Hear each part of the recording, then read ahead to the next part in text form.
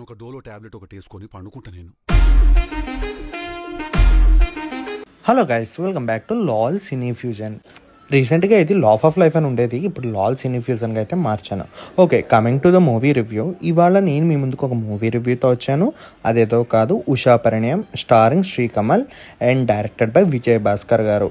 ఒక మల్లేశ్వరి, ఒక నువ్వు నాకు నచ్చావు, ఒక నువ్వే కావాలి సినిమాలు తీసిన డైరెక్టర్ ఆఫ్టర్ లాంగ్ టైం ఒక మూవీతో వస్తున్నారంటే I was so excited and మూవీకి అయితే వెళ్ళాను.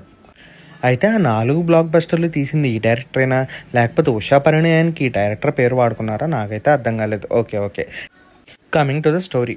సినిమా ఓపెన్ చేయగానే మన హీరో దుబాయ్లో ఉంటాడు. కట్ చేస్తే ఒకళ్ళు తెలుగు అని నేర్పిస్తున్నారని మన హీరోయిన్ ఫైట్ చేసి వాడితో ఫ్రెండ్ అవుతాడు.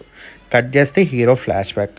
హీరోయిన్ ఎలా ప్రేమలో పడేశాడు, హీరోయిన్కి ఈ విషయం తెలుసా లేదా అనేది అంతా చెప్తూ ఉంటాడు.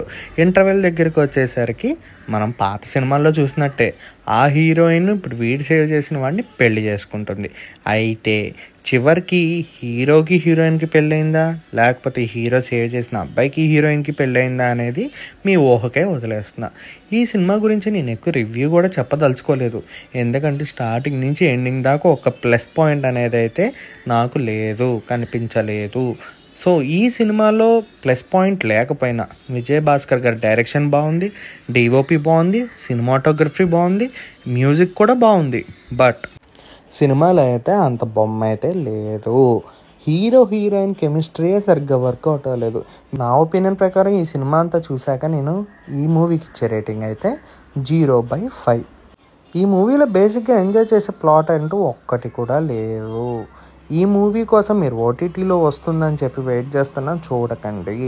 టైం వేస్ట్, మీరు కట్టుకున్న ఓటీటీ డబ్బులు వేస్ట్. ఒకవేళ మీరు థియేటర్కి ధైర్యం చేసి వెళ్ళి చూడాలనుకుంటే మీ టైం వేస్ట్, మీ డబ్బులు వేస్ట్, మీరు బండిలో వెళ్తున్నప్పుడు పెట్రోల్ వేస్ట్, మళ్ళీ అక్కడ కట్టే పార్కింగ్ ఫీజు వేస్ట్, మళ్ళీ మీరు ఇంటర్వెల్లో తినే పాప్కార్న్ వేస్ట్. అలా చూసుకుంటే అన్నీ వేస్టే అనిపిస్తాయి. It is not a worth movie. And ఇది మళ్ళీ చెప్తున్నా, ఇది విజయ్ భాస్కర్ గారు తీసిన సినిమా అయితే కాదు.